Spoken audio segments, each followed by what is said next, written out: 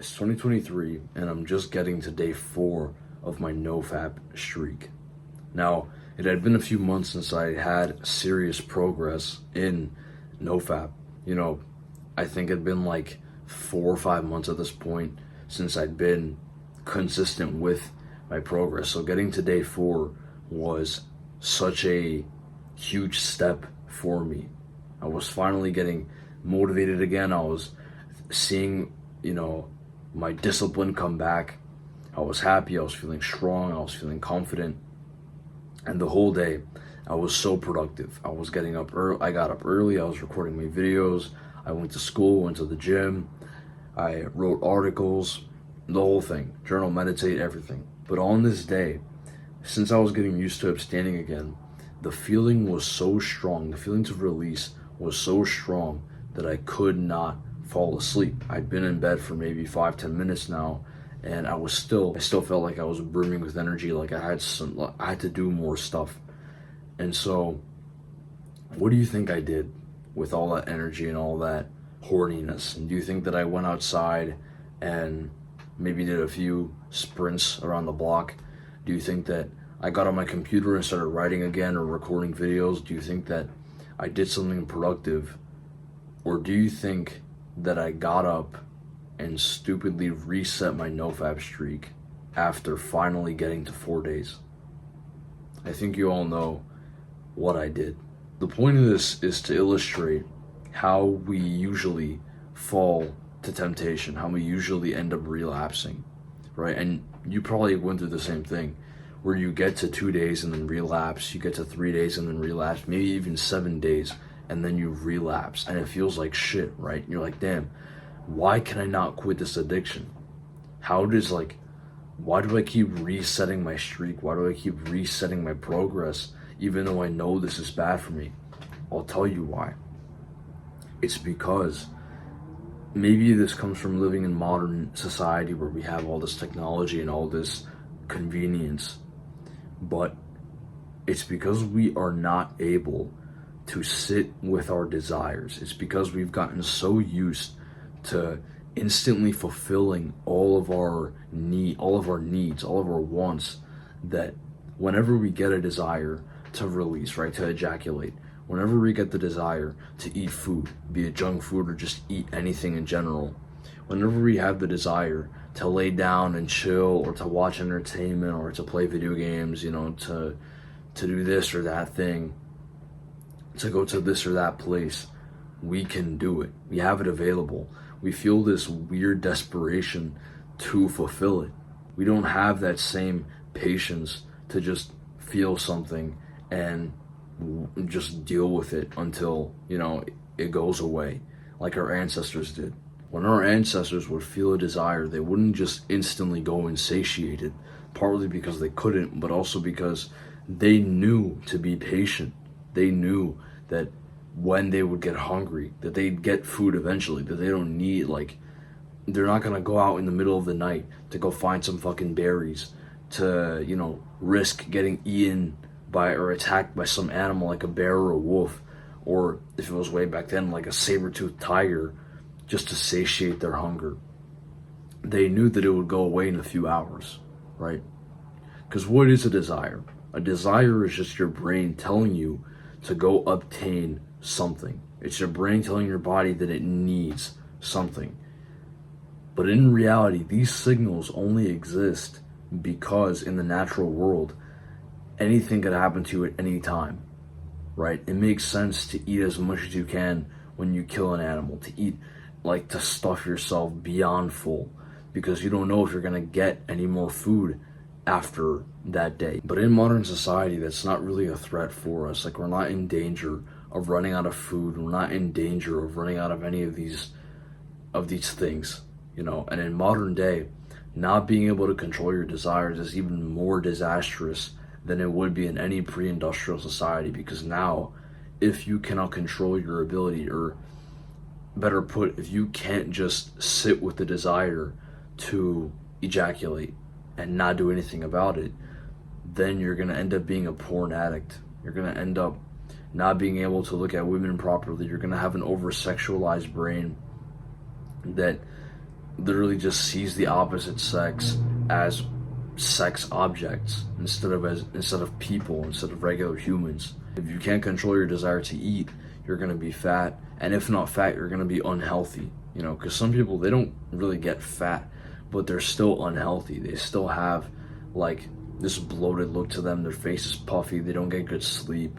They're at a higher chance of heart disease and all these other chronic illnesses. It's like, even if you don't look unhealthy, you still are unhealthy if you are eating junk food and eating food that isn't natural, that wasn't present in nature before industrial society. So how do we control ourselves? Well, it's very simple.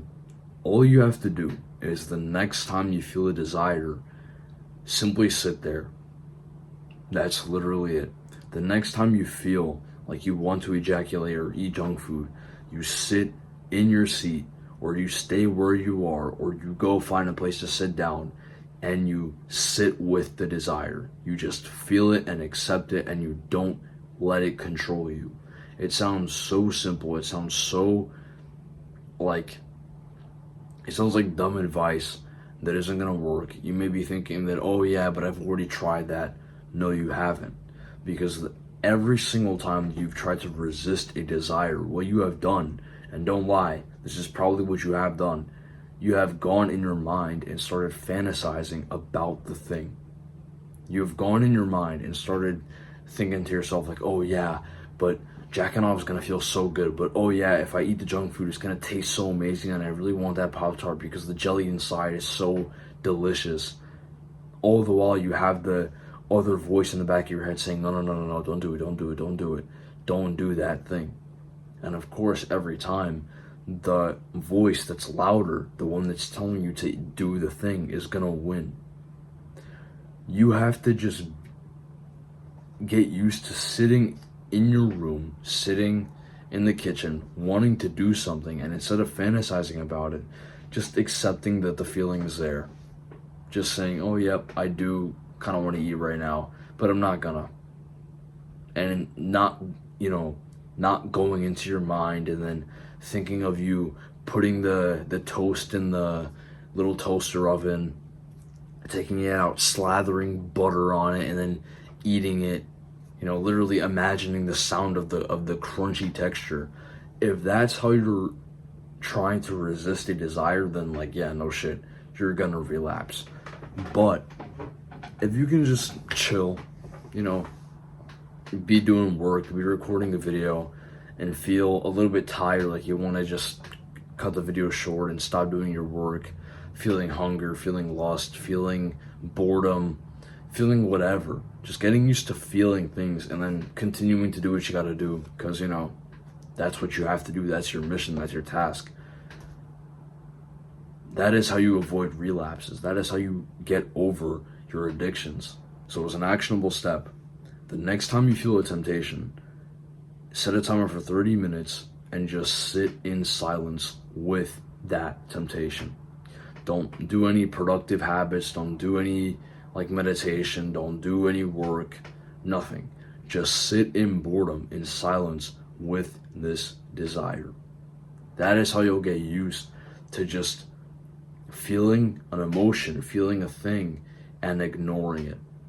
Because remember, if you don't ever get used to that, if you don't ever get used to being bored with your desires, then you're always going to relapse. You're always going to fail. There's no motivational trick. There's no David Goggins quote, no book, no YouTuber, no habit that's going to make you stop relapsing other than sitting with your desires.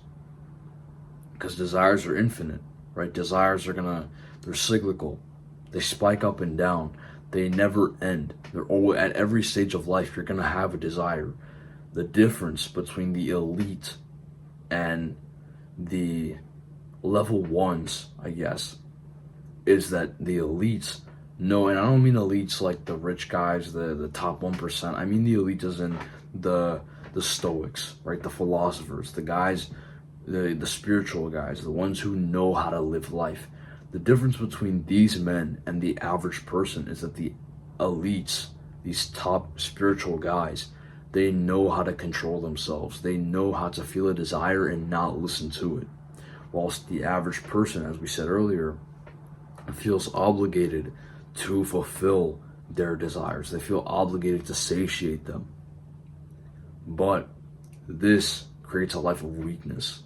And if you want a life of strength and fulfillment, you need to be like these men. So take this seriously. If you want to stop relapsing and you want to be consistent, you really need to take my advice seriously. You need to take controlling yourself seriously. And you need to learn to master your desires, not to reject them, not to get rid of them, not to deny them as many religious practices do, but instead to accept them, to integrate them into your life, but to have mastery and full control over them. It's going to be all for this video, guys. I hope you enjoyed. If you did, like, subscribe, comment, let me know if you agree, if you disagree. Soon I'm going to be opening up my Patreon, so you can expect that. You're going to be getting ad-free content. You'll be getting exclusive videos. You'll also be getting exclusive articles that I don't post on my Medium page. I know I haven't posted there in a while, but the point is that on my Patreon, you're going to get a lot of exclusive content. You're going to get a lot of new things. So just let me know if you're interested in that. Let me know what you would like to see on it. And yeah, when it comes out, I'll make a better, more detailed video explaining everything. As I said, I hope you enjoyed, and have a good day. Take care.